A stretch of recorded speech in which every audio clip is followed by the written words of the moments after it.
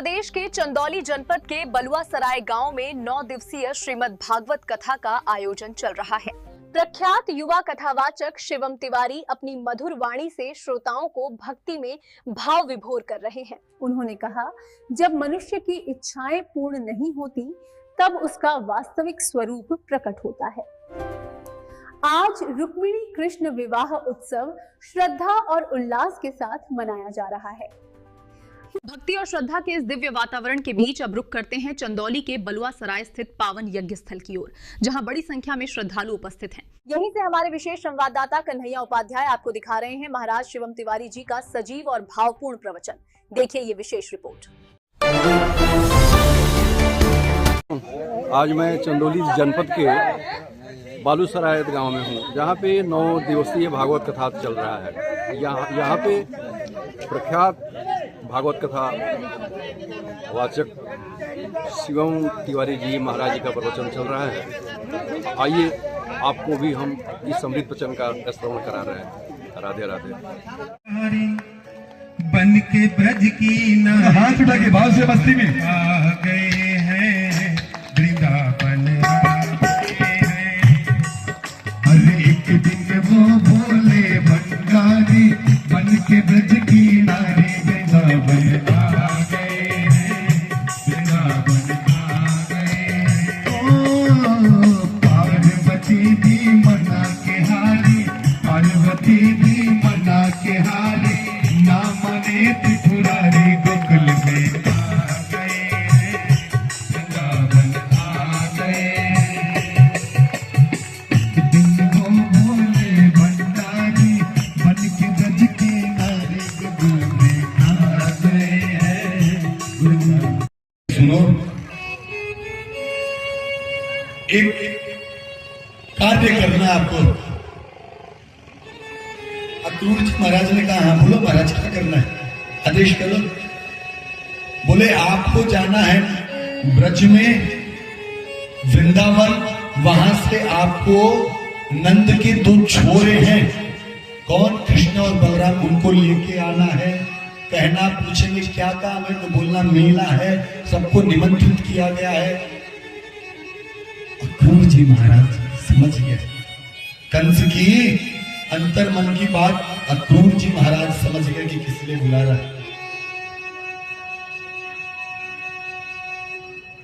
अक्रूर जी महाराज चले। मन में डर भी लग रहा है कि दोनों बालकों को ये कंस मार देगा, पर फिर भी विचार करते हुए चले। अगर नहीं गए तो ये कंस मार देगा, गए तो कम से कम भगवान के दर्शन तो होंगे, हैं? ऐसे तो दर्शन भी नहीं होंगे भगवान के। और अक्रूर जी महाराज चले। गच्छानंद ब्रजम तत्र सुता नकदंदुरे आसाते ता विहाने न रथेन नयमाचिरा। नंद बाबा अक्रूर जी जैसे ही गए तो देखते क्या है महाराज, सायंकालीन बेला में जब ब्रज में पहुंचे, गोधूली बेला में, तो देखते क्या है, ददर्वेश कृष्णम राम चबज्जे गोदूहनम गतो पीत नीलांबर धरो शरदम बुरुहेक्ष। देखते क्या है कि गोधूली बेला में कृष्ण और बलराम गौतूहन करने जा रहे हैं। एक ने पीत वस्त्र पहन रखा है और एक ने नीलांबर वस्त्र पहन रखा है।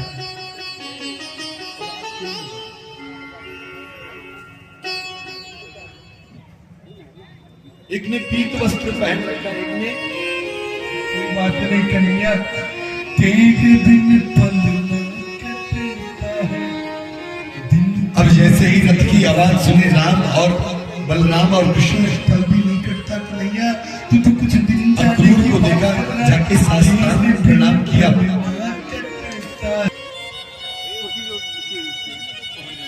और अक्रूर जी महाराज तुरंत रथ से उतरे। रथा तुर्णमवप्लुत्य सोऽक्रूरः स्नेहविह्वलः पापात चरणों पाते दंडवत राम कृष्ण। प्रणाम किया। अक्रूर जी महाराज ने हृदय से लगाया, नंद बाबा को सारी बात बताई। जैसे सुना कि मथुरा से कंस ने बुलाया है प्रातःकालीन वेला में सारे ब्रजवासियों को इकट्ठा किया।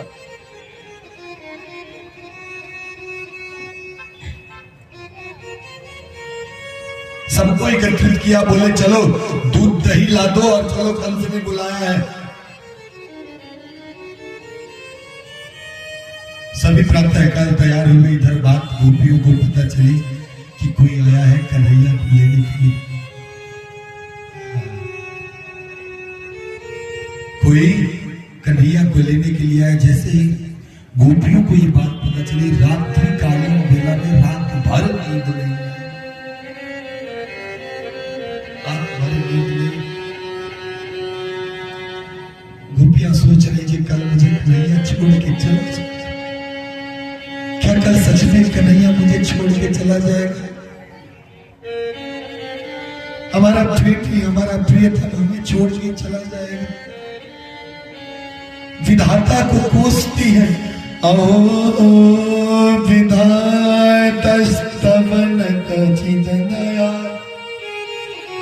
संयोज मैत्र प्रणयेन देहिनः। अरे विधाता, यदि तुम्हें मेरे प्रियतम को मुझसे दूर ही करना था तो तुमने ये प्रेम बनाया क्यों?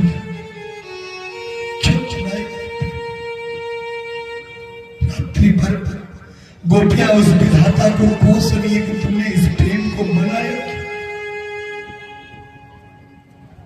सारी गोपियां एक दूसरे से मंत्रणा कर रही, रात भर नींद नहीं है।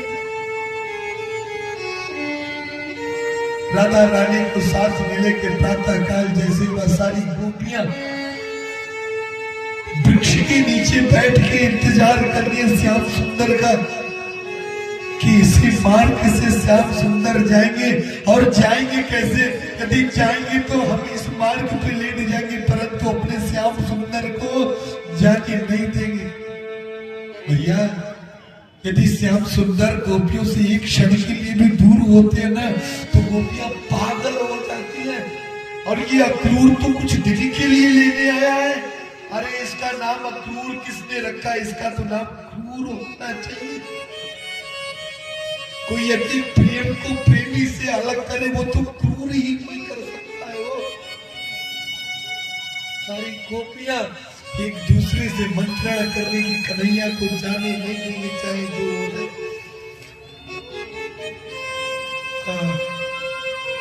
रथ के समक्ष सारी गोपियां खड़ी होकर नेत्रों पे अश्रु, कन्हैया कौन सी कमी रह गई मेरे प्रेम में कि तुम्हें जाना पड़ रहा है? क्यों जा रहे हो? अरे मेला ही चाहिए ना। चलो हम सब मेला मिलके बनाएंगे अपने ब्रज में, हम सब गोप ग्वाल मिलके मेला बनाएंगे। छोड़। अक्रूर जी ने समझाया, ताऊ भैया ने समझाया, सबने समझाया गोपियों को। सारी गोपियां मानी नहीं, सब उस रथ के समक्ष लेट गई। बोले यदि कन्हैया को जाना है तो इस रथ के हमारे ऊपर से जाना होगा, अन्यथा कन्हैया को जाने नहीं देंगे।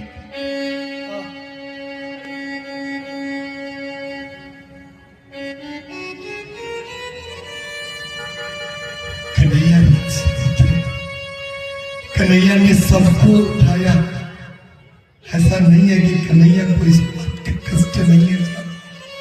कन्हैया का हृदय भी उतना ही रो रहा है जितनी की गोपियों की आंखों से अश्रु आ रहा है। क्यों? क्योंकि भक्त भगवान कभी भी अपने भक्तों को रोता हुआ नहीं देख सकते। परंतु यदि सृष्टि का कल्याण करना हो तो सबसे पहले अपनों का कुछ तो त्याग करना पड़ता है। ये धर्म भी तो भगवान ने बताया है।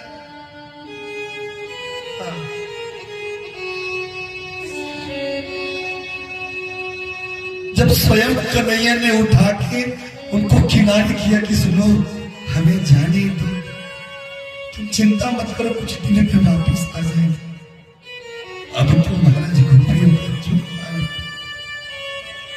अभी तक तो उनको ये भ्रम था कि कन्हैया की इच्छा नहीं है जाने की, परंतु जब कन्हैया ने ये कहा कि हमें जाने दो, तो गोपियां टूट गई। जब हमारा प्रियतम ही हमसे दूर जाना चाहता है तो हम कौन होते हैं? यदि उसकी खुशी हमसे दूर जाने में है तब हम नहीं होते। गोपियां दूर होती क्यों? क्योंकि प्रियतम का उसी की खुशी। यदि कन्हैया स्वयं हमें छोड़ के जाना चाहते तो गुरु जी महाराज रथ को लेके चले। गोपियां तब तक कहीं पे खड़ी है जब तक रथ दिख रहा है, और जैसे रथ आगे आगे जा रहा है, गोपियां कहती क्या है?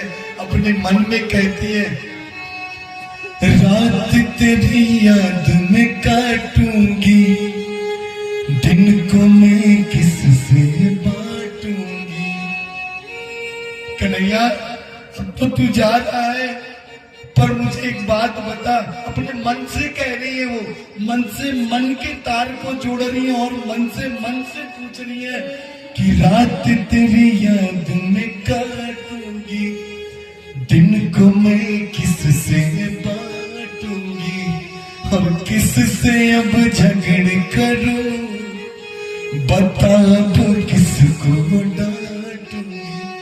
तू क्यों चला गया कन्हैया, चला गया हो, तू क्यों चला गया कन्हैया, चला गया।